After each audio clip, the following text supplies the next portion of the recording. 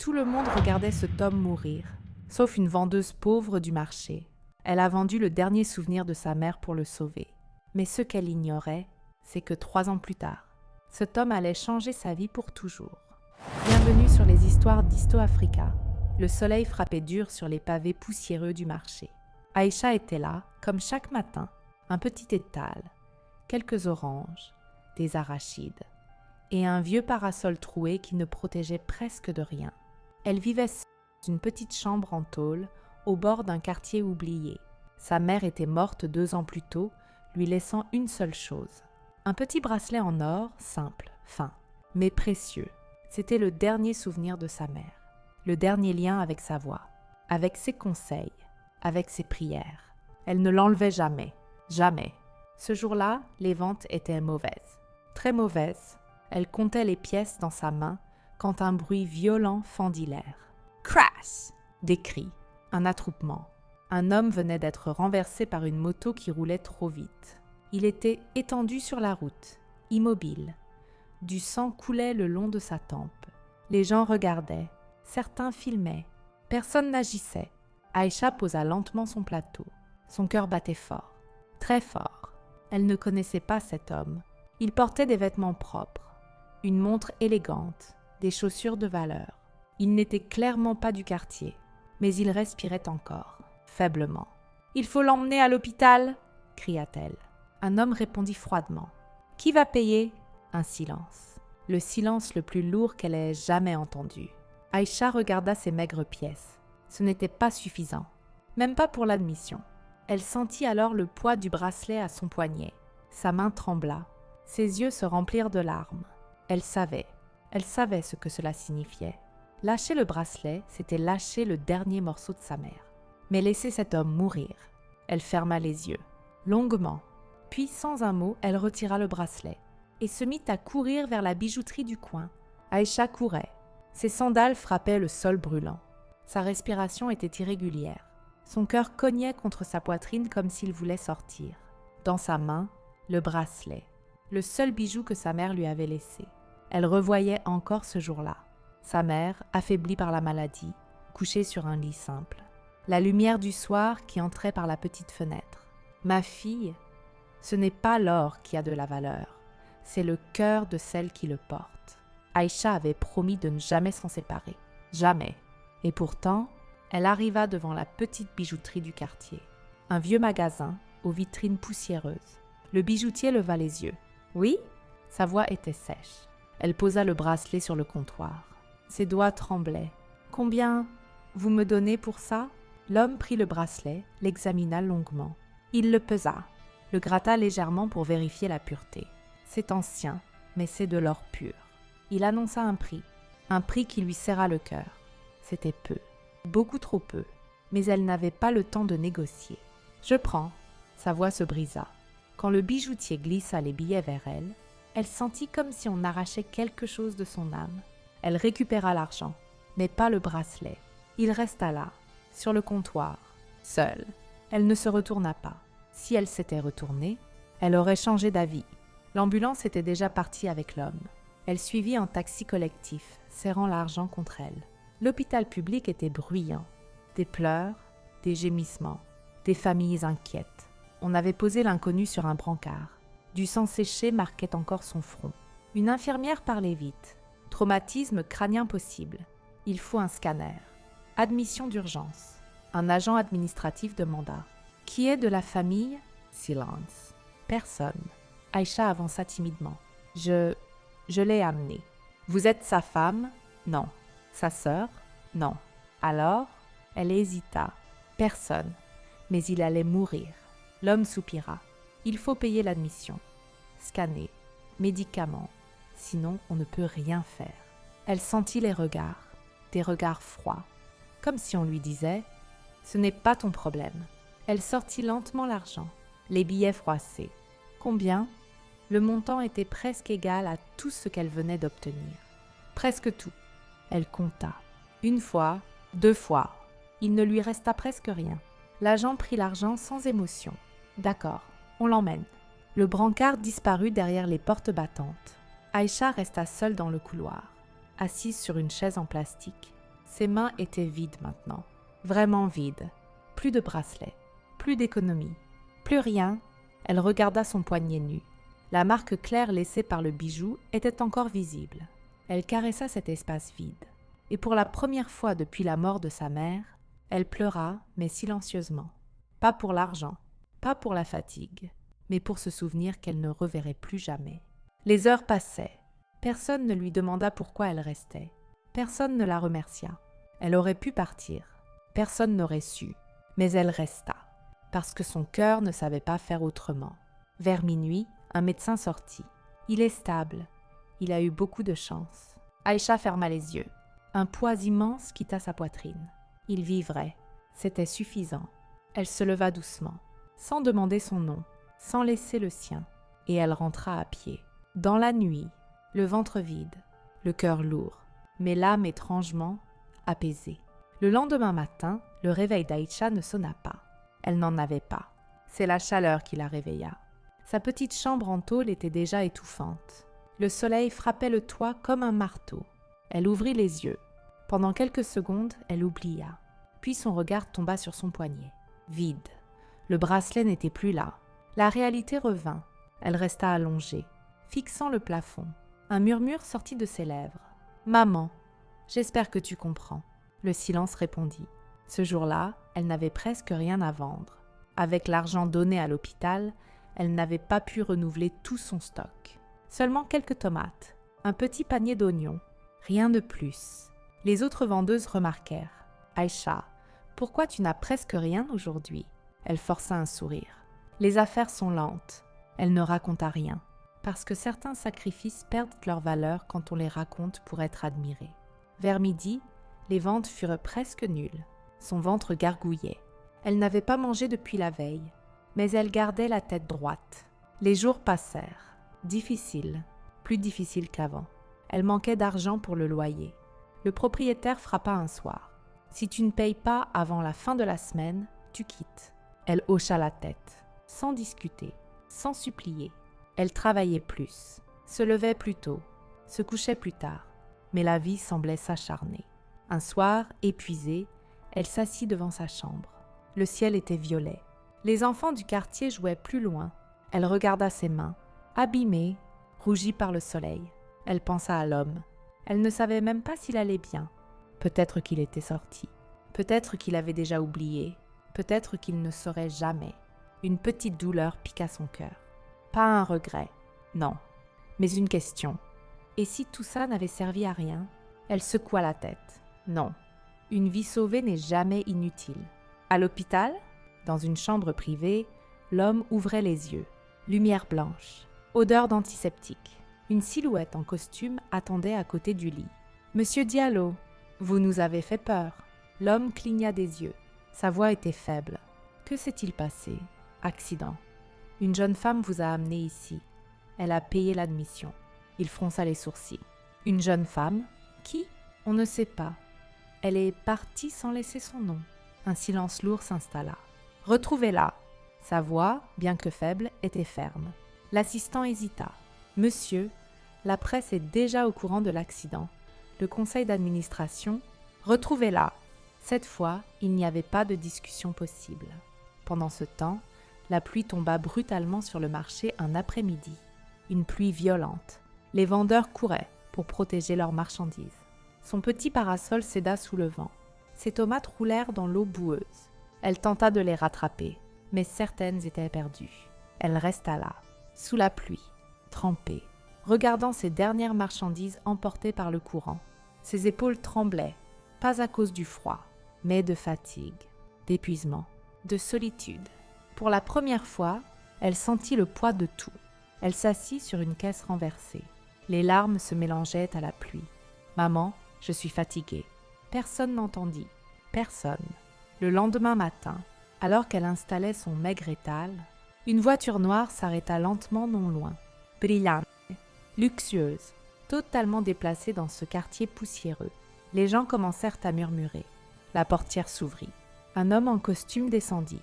Il regarda autour de lui, puis il marcha droit vers les vendeuses. « Nous cherchons une jeune femme qui aurait amené un homme accidenté à l'hôpital il y a quelques jours. Le cœur d'Aïcha s'arrêta presque. Les autres femmes se regardèrent, puis une pointa du doigt. C'est elle. L'homme en costume posa enfin les yeux sur Aïcha, longuement. « Monsieur Diallo souhaite vous voir. » Le monde sembla ralentir.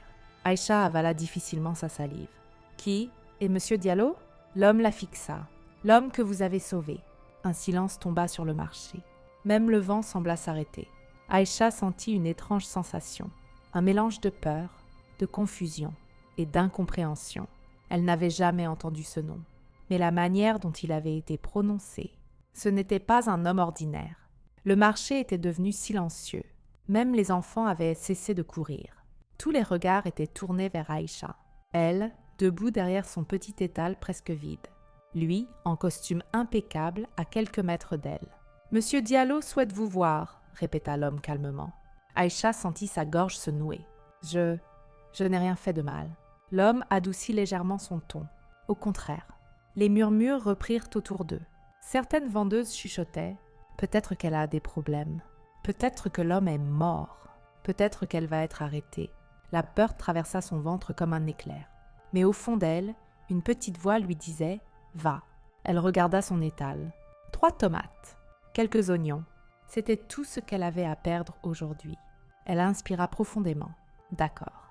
La voiture noire était silencieuse. L'intérieur sentait le cuir neuf. Aïcha n'était jamais montée dans un véhicule pareil. Elle gardait les mains jointes sur ses genoux, regardant par la fenêtre les rues défiler. Plus ils avançaient, plus les quartiers changeaient.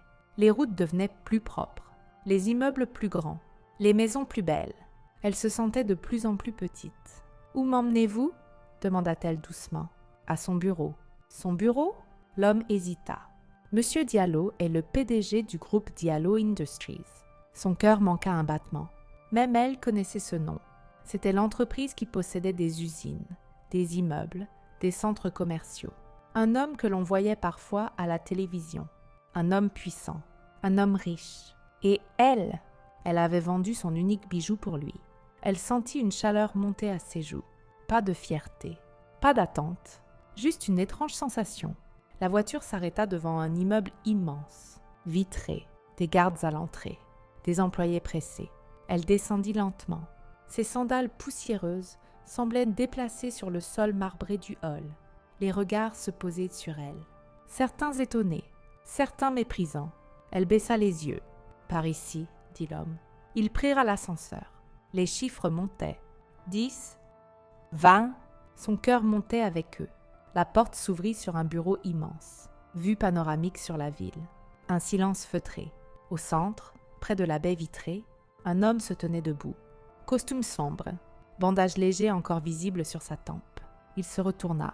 Leurs regards se croisèrent. C'était lui, l'homme étendu sur la route, celui dont le sang coulait.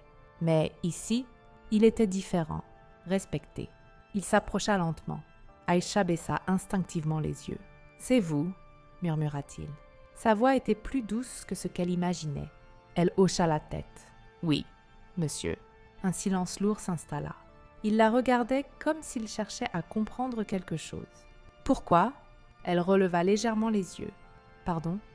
Pourquoi avez-vous payé ? Vous ne me connaissiez pas. » Elle resta silencieuse quelques secondes, puis répondit simplement. « Parce que vous respiriez encore. » La simplicité de sa réponse frappa la pièce. Même l'assistant détourna le regard. « Vous saviez que vous ne seriez jamais remboursé ? » ?»« Oui. »« Vous saviez que personne ne vous verrait comme une héroïne ? » ?»« Oui. »« Alors pourquoi ?» Elle inspira profondément. « Ma mère disait qu'on ne choisit pas qui mérite de vivre. » Un silence. Les yeux de M. Diallo s'humidifièrent légèrement. Il se détourna vers la fenêtre. La ville s'étendait sous eux. « Savez-vous combien de personnes ont regardé ?» Sans bouger, elle secoua la tête. Des dizaines. Il se retourna. « Et vous, la plus pauvre parmi elles, vous avez donné le plus. » Aïcha sentit ses jambes trembler. Elle ne voulait pas être louée. Elle ne voulait rien. Elle voulait juste retourner à son marché. « Je ne l'ai pas fait pour recevoir quelque chose, monsieur. » Il la fixa profondément. « Je le sais. Et c'est précisément pour cela que je dois faire quelque chose. » Son cœur accéléra. Elle sentit que quelque chose allait changer. Mais elle ne savait pas encore comment. Le silence dans le bureau était presque sacré. Aïcha restait debout, ses sandales poussiéreuses sur le marbre brillant. Elle avait l'impression d'être entrée dans un monde qui ne voulait pas d'elle. Monsieur Diallo s'approcha lentement de son bureau. Il ouvrit un tiroir, en sortit une enveloppe épaisse, puis une autre, puis un petit écrin en velours. Il revint vers elle. « Vous avez vendu votre bracelet. » Ce n'était pas une question. Elle baissa les yeux. Ses doigts cherchèrent instinctivement son poignet vide. « Oui. » Sa voix trembla légèrement. « C'était le seul souvenir de ma mère. Mais ce n'est pas grave. » Mais c'était grave. On l'entendait dans sa respiration. On le voyait dans ses yeux. Monsieur Diallo ouvrit l'écrin. À l'intérieur, un petit bracelet en or, simple, fin, plus beau encore que celui qu'elle avait perdu. Il le tendit vers elle. « Nous avons retrouvé le bijoutier. Il avait déjà fondu le vôtre. » Ces mots la frappèrent. Son cœur se serra. Il n'existait plus. Le dernier objet que sa mère avait touché disparut. Ses lèvres tremblèrent. Une larme glissa enfin sur sa joue. Elle n'avait pas pleuré ainsi à l'hôpital. Mais là, c'était différent. Monsieur Diallo continua doucement. « Je ne peux pas vous rendre le vôtre, mais je peux honorer ce qu'il représentait. » Il posa le nouveau bracelet dans ses mains. Elle ne le regardait même pas. Elle regardait le vide. « Je ne voulais rien, » murmura-t-elle. « Je sais. » Il inspira profondément. Sa voix changea. « Moins homme d'affaires, plus humain. Vous avez payé mon admission. Les médecins m'ont dit que si j'avais attendu 30 minutes de plus, je ne serais plus là. » Un silence. « J'ai une fille, Aïcha. » Elle releva les yeux. « Elle a presque votre âge. » Il marqua une pause. « Si c'était elle sur cette route, j'aurais prié pour qu'une personne comme vous existe. » Ces mots brisèrent quelque chose en elle. Elle éclata en sanglots. Pas bruyants, mais profonds. Ce genre de pleurs qui viennent de l'âme. Elle essaya de s'excuser. « Pardon, je... » « Non, ne vous excusez pas. » Il posa l'enveloppe sur la table devant elle. « Ceci couvre 10 fois ce que vous avez payé. » Elle recula légèrement. « Non, je ne peux pas. Ce n'est pas un paiement. » Sa voix devint ferme. « C'est une reconnaissance. » Il posa la seconde enveloppe. « Et ceci, il la regarda droit dans les yeux, est une proposition. » Elle cligna des yeux, confuse. « J'ai demandé une enquête discrète sur vous. » Elle sentit son cœur accélérer. « Pas pour vous surveiller. Pour comprendre. » Il continua doucement. « Vous vivez seul. Vous travaillez depuis l'âge de 15 ans. Vous avez arrêté l'école pour soigner votre mère. » Ses larmes recommencèrent. Personne ne connaissait ces détails. Personne ne s'y était intéressé. « Vous êtes intelligente, Aïcha, courageuse, intègre. » Il prit une inspiration profonde. « J'ai créé une fondation au nom de ma femme décédée. Nous finançons des études pour les jeunes en difficulté. » Il s'approcha encore. « Si vous acceptez, nous payons votre formation, vos études, votre logement, tout. » Le monde sembla s'arrêter. Elle entendait son propre cœur. « Pourquoi moi ?» Il répondit sans hésiter. « Parce que la bonté doit être protégée, sinon elle disparaît. » Ces mots frappèrent droit dans son âme. Elle pensa à sa mère, à ses conseils, à ses sacrifices, à la pluie sur ses tomates, à la faim, à la solitude. Et pour la première fois depuis longtemps, elle sentit une porte s'ouvrir. Pas une porte vers la richesse, mais vers la dignité. Elle tomba à genoux, pas pour supplier, mais parce que ses jambes ne la portaient plus. « Merci », souffla-t-elle. Monsieur Diallo s'agenouilla aussi, à sa hauteur. Un homme puissant, à genoux devant une vendeuse de rue. Non, sa voix tremblait. « Merci à vous. » 3 ans plus tard, le marché existait toujours. Le soleil frappait toujours les pavés. Les vendeuses parlaient toujours fort. Mais quelque chose avait changé. Une nouvelle enseigne brillait à l'angle de la rue. Maison Aïcha, produits frais en solidaire. Un magasin simple, organisé, avec un petit coin lecture pour les enfants du quartier. Et derrière le comptoir, Aïcha, plus droite, plus confiante, mais toujours humble. Elle n'avait pas choisi la facilité. Quand Monsieur Diallo lui avait proposé des études, elle avait accepté. Elle avait étudié la gestion, travaillé dur, encore plus dur qu'avant. Elle passait ses journées en formation et ses nuits à réviser. Il y a eu des moments de doute, des nuits où elle voulait abandonner, des matins où la fatigue la faisait pleurer en silence. Mais elle n'a jamais oublié d'où elle venait.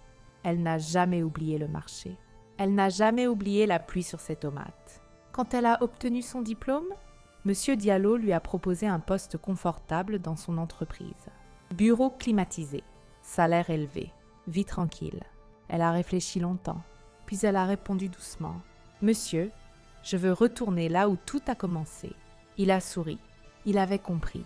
Elle a utilisé une partie de l'argent reçu pour créer son propre commerce. Mais pas seulement pour elle. Elle a embauché 2 femmes du marché, des veuves. Elle a offert des petits prêts sans intérêt à d'autres vendeuses. Elle a payé la scolarité de 3 enfants du quartier, silencieusement. Sans caméra, sans publication, parce que la bonté n'a pas besoin d'applaudissements. Un soir, alors que le soleil descendait lentement derrière les maisons, une voiture noire s'arrêta devant la boutique. Les enfants du quartier reconnurent immédiatement le véhicule. Monsieur Diallo descendit, mais cette fois, il n'était pas seul. À ses côtés, une jeune fille souriante. « Aïcha, voici ma fille, Mariam. » La jeune fille s'approcha timidement. « Papa m'a raconté ce que vous avez fait. » Elle la regardait comme on regarde un héros. Aïcha sourit doucement. « Je n'ai rien fait d'extraordinaire. » Mariam secoua la tête. « Si. Vous avez choisi d'aimer alors que personne ne regardait. » Ces mots firent briller les yeux d'Aïcha. Monsieur Diallo observa la scène. Puis il dit calmement « Ce jour-là, tu as sauvé ma vie. » Il marqua une pause. « Mais surtout, tu m'as rappelé que l'argent ne fait pas la grandeur d'un homme. » Le vent était doux, le ciel orangé. Les enfants riaient autour d'eux. Aïcha leva les yeux vers le ciel.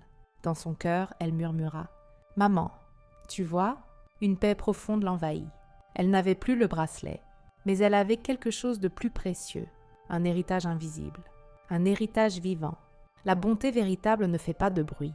Elle ne cherche ni récompense ni reconnaissance. Mais la vie a une mémoire. Ce que tu donnes avec un cœur pur revient toujours d'une manière que tu n'imaginais pas. Le karma n'est pas magique, il est humain. Et parfois, il commence simplement par un bracelet vendu, pour sauver un inconnu. Et toi qui écoutes cette histoire, si elle t'a touché, écris en commentaire. La bonté ne se perd jamais. Je veux voir combien de cœurs forts sont ici. Alors abonnez-vous et n'oubliez pas d'aimer la vidéo. C'était Histo Africa, à très bientôt.